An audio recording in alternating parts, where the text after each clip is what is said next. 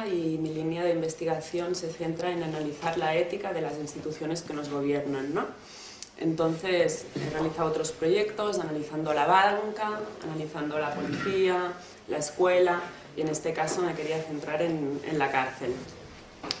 Para llevar a cabo el proyecto utilicé una metodología que yo le llamo aplicación legal desplazada, que es coger una ley y aplicarla a la inversa. Esto es, por ejemplo, en el caso de la cárcel he trabajado con los FIES porque es un régimen de vida que vulnera muchos puntos de la Constitución española, del Código Penal y del Reglamento Penitenciario, y mi intención ha sido como aplicar este régimen, que de alguna manera es tortura blanca, o sea, tortura psicológica, a los responsables de que este régimen esté vigente actualmente en España, ¿no? Que según mi punto de vista son el responsable político que lo legalizó y los medios de comunicación oficiales por no difundir la información a los ciudadanos, ¿no? Entonces lo que hice fue escribir a muchos presos FIES del Estado español pidiéndoles un poema, una carta o un dibujo a modo de hoja de reclamación, donde contaran su situación para sacarlo fuera de los muros y hacerlo visible a la población, ¿no? Entonces ellos me empezaron a llegar pues, muchas cartas, poemas, y lo que hice fue dos acciones.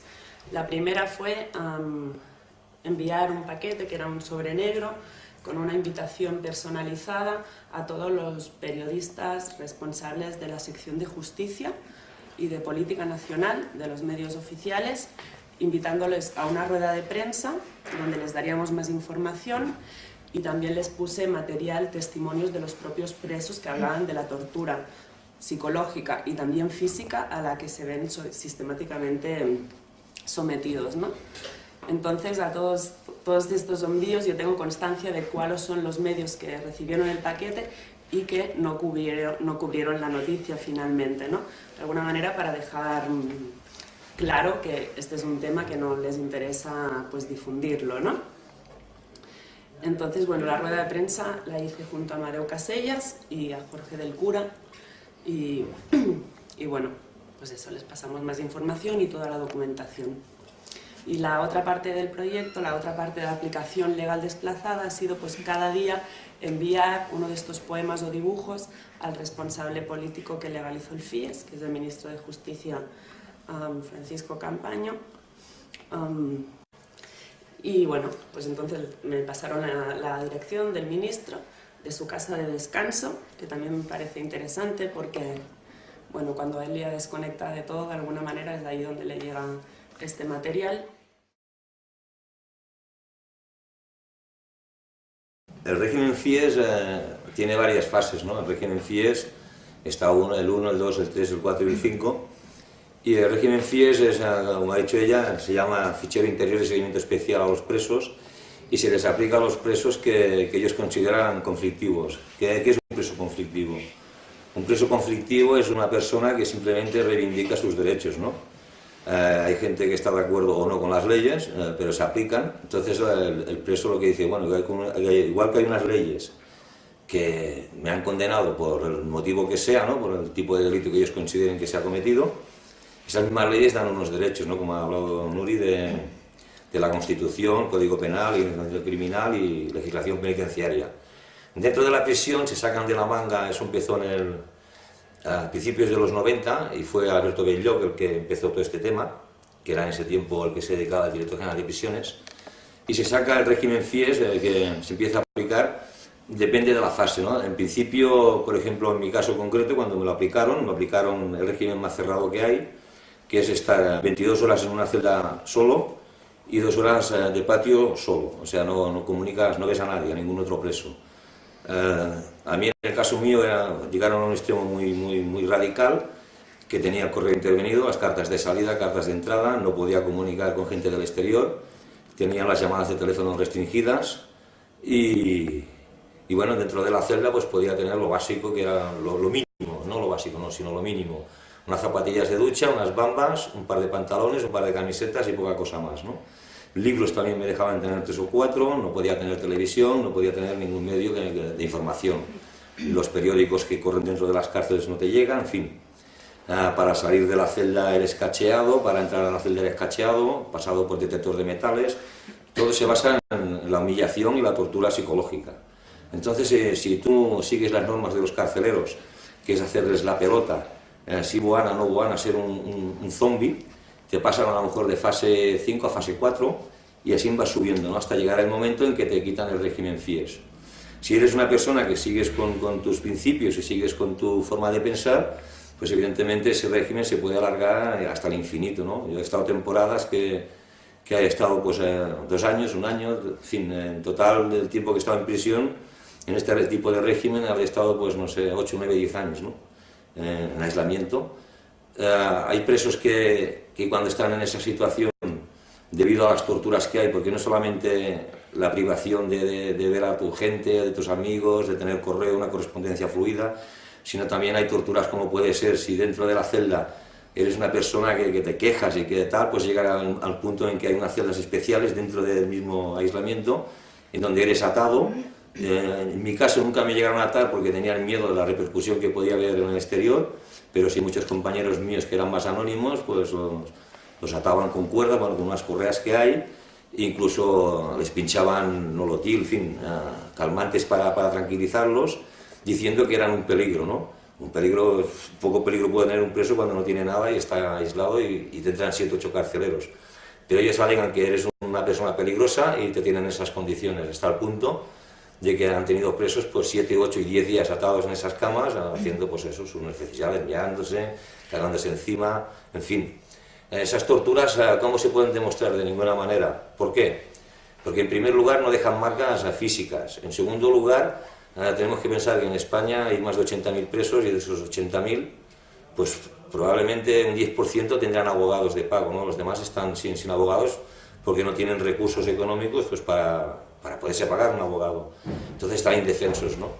En el caso hipotético de que te hubieras abogado y ese abogado llegara a saber que estás en esa situación, viniera, te desatan, te llevan allí y tú no puedes probar nunca que estás atado porque no tienes ningún tipo de marca. Ya se encargan ellos de no dejártela, ¿no? Entonces ese es el tipo de régimen FIES. En principio decían ellos que el régimen FIES más que nada era para personas del entorno pues, vasco, de presos de ETA, presas de los Grapo, presos de este tipo de una ideología que ellos llaman terrorismo, ¿no? En realidad eso se aplica a cualquier persona, cualquier tipo de preso, que para ellos sea un preso conflictivo, le aplican el régimen FIES, dependiendo de su comportamiento, le aplican un grado u otro. En Cataluña no reconocen el régimen FIES, pero si cualquier persona que entienda un poco de ley escoge el reglamento penitenciario, y está el artículo 93 y el artículo 94. El artículo 93 y el artículo 94 permiten ese tipo de abusos por parte de la institución. Se hizo público hace como 3 semanas en Madrid y bueno, la rueda de prensa, por ejemplo, muchos de los medios que confirmaron, El País, ABC, bueno, un montón, no asistieron. Dio la casualidad que aquel mismo día coincidió con el juicio de Camps, que lo declararon no culpable.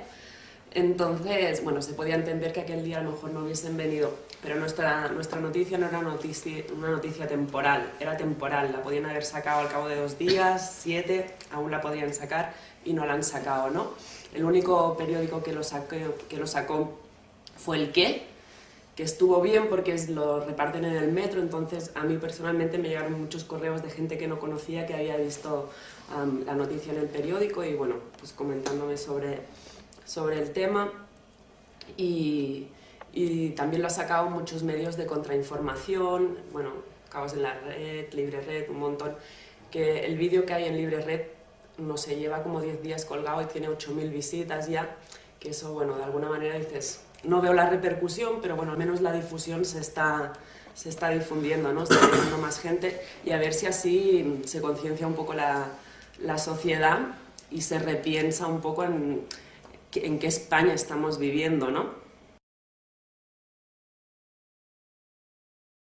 Con la última que hice, 54 huelgas de hambre, las otras 52, porque las 2 últimas sí que fueron para mí personalmente, las otras 52 eran por temas reivindicativos, ¿no? Porque En la cárcel, pues una manera de las que hay de luchar, ¿no? Yo no soy partidario de los motines, porque creo que los motines es darle la razón a ellos. O sea, todo lo que sea un tema violento, a ellos les da la razón y pueden reprimirte más. Entonces las luchas tienen que ser o huelgas colectivas, huelgas de brazos caídos, que se han hecho bastantes, en los años que he estado se han organizado muchas, para realizar cárceles. Y en los últimos tiempos pues se hacían ya a nivel prácticamente personal, ¿no? Porque cualquier persona que se acerque a esta lucha, automáticamente pues la trasladan. Claro, a mí me venían presos y me decían, oye, yo también quiero participar en esta lucha y tal, ¿no? Yo le decía, piénsatelo bien, porque si tienes familia, tienes mujer, tienes hijos, y lo estás viendo cada semana, en el momento que te metas en un tipo de lucha de estas características, las consecuencias serán traslados, aislamientos, y por lo tanto no vas a ver a tu familia, porque si tenemos en cuenta que las familias tienen pocos recursos para desplazarse a una prisión, si eres de Burgos y te llevan a Cádiz, evidentemente para 20 minutos tu familia pocas veces vendrá a verte, ¿no? Entonces se desvincula. Entonces hacía las huelgas de hambre normalmente de 30 a 40 días, que son huelgas de hambre que una persona medio bien las puede tolerar, en reivindicación pues presos con enfermedades incurables, presos que estaban en situación extrema, y una manera de sacar a la luz pública estos temas era a través de las huelgas de hambre. Las dos últimas sí que las hice exclusivamente para mí, una fue de, no sé, me parece que fueron 80 y pico de días, o 70 y pico, y la última de 100, porque yo sabía que hacía años que estaba cumplido y la institución penitenciaria pues no me lo reconocía, ¿no? Entonces lo tenía muy difícil para demostrarlo, puesto que cuando te van haciendo traslados, y en mi caso eran continuos, de prisión, llegas a una cárcel y tienes que pedir al régimen que miren tu expediente penitenciario y penal. Ellos te dicen que, bueno, que ya te lo mirarán cuando te toque, porque hay 2.000 personas en esa cárcel o 1.500, y que cuando te toque lo harán, aunque lleves mucho tiempo, te dicen, bueno, acabas de llegar ahora aquí, cuando te toque. Y cuando te llega el momento de la revisión, de que te miren tu expediente penitenciario, pues te vuelven a hacer otro traslado, con lo que vuelves a empezar, ¿no? Y así pues fueron los últimos 9 o 10 años. Hasta que ya, bueno, viendo que no tenía ninguna posibilidad de salir, que esto se me estaba alargando y que ellos no querían reconocer una cosa que era palpable, hice un habeas corpus. Lo primero que hice fue un habeas corpus. Entonces una jueza me dijo que sí, que podía tener razón, pero que no era competencia suya, que eso era competencia pues del juzgado de vigilancia o de otros jueces, que ya no podía hacer nada. Entonces, viendo que ni con habeas corpus podía conseguirlo, una cosa que tenía muy clara, decidí pues jugarme a una huelga larguísima con las consecuencias que eso pudiera traer. El resultado fue que a los 100 días me dijeron que dejara la huelga, que se me hacía la revisión del expediente penitenciario, me trasladaron a la cárcel de Gerona. Allí no tuve algún problema que otro antes de la revisión, porque una criminóloga intentó hacerme esa revisión y me vino y me dijo, no te puedo tocar tu expediente porque el director no quiere, ha dicho que tu expediente no lo toque nadie, y aún así me dijo, te lo miraré a ratos. Me lo miró y me dijo, sí que tienes razón, ponte duro porque tienes la razón. Empecé a hacer algún escrito ya con datos, y el resultado fue que el presidente de la Audiencia Provincial de Barcelona reconoció que llevaba 8 años de más en prisión.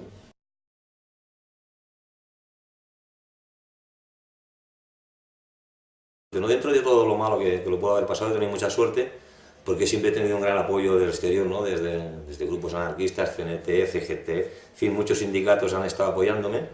Entonces tenía esa suerte, pensaba que no me dejarían morir, pero sí que, claro, cuando entras en coma, como en mi caso, que entré 2 o 3 veces en coma, y ya me dijeron los médicos que la vista la perdería, que las piernas no la recuperaría, pues piensas que quizás sí, no que pierdas la vida, pero que tampoco iba a perder mucho, ¿no? Porque para vivir encerrado entre rejas, pues casi es preferible jugártela y morirte, ¿no?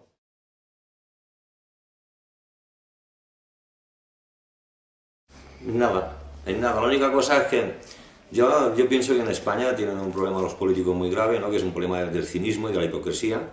Entonces, bueno, de alguna manera, por ejemplo, dicen que no, en España hasta ahora, ¿no? Ahora Ruiz Gallardón parece que quiere hacer una reforma e incluirlo en el Código Penal. No hay cadenas perpetuas, pero sí que existen, ¿no?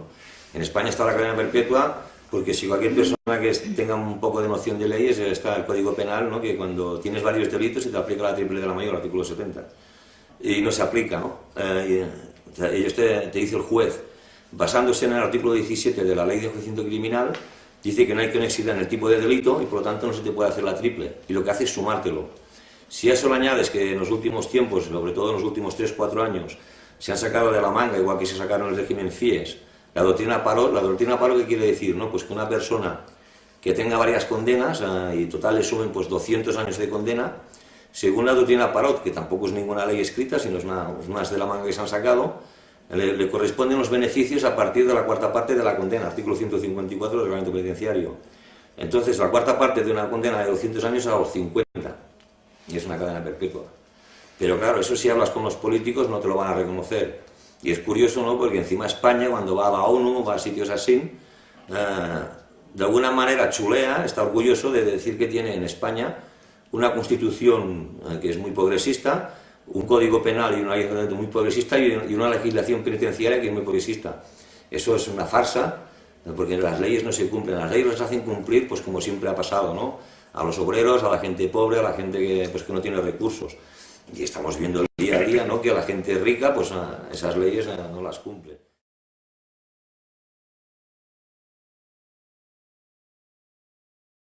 Empecé a vincularme con gente de la CNT, en aquella época, evidentemente, en el año 73-74, que es cuando yo empecé a trabajar en una fábrica, estaba ilegalizada, y entonces se hacían facines, se hacían tipo de bocetos y cosas así para repartirlo en las puertas de las fábricas para pedir mejoras laborales y tal, ¿no? Eso se financiaba con dinero de la misma gente trabajando, ¿no? Y entonces yo no estaba de acuerdo en esos temas y decidimos un grupo de gente de allí, de Vic, que bueno, que una de las maneras de financiarnos era ir a los bancos, ¿no?, que en definitiva son los que nos quitaban el dinero a nosotros. Y así iniciamos los bancos, ¿no?, los atracos, expropiaciones, que lo llamen como quieran, ¿no? Hay gente que dice, no, es que no era una expropiación, era un atraco. Bueno, pues me da igual, pues era un atraco. O sea, sin ningún remordimiento, ¿no?, y sin arrepentirme de nada de lo que hice, ¿no? Era una manera de financiarnos, nos financiábamos nosotros, financiábamos las revistas que hacíamos, y una parte también la repartíamos a gente pues, de la comarca de Osona en concreto, que estaba necesitada y no tenía ayuda, se la repartíamos. De ahí pues que me bautizaran como Robin Hood, ¿no?, años después.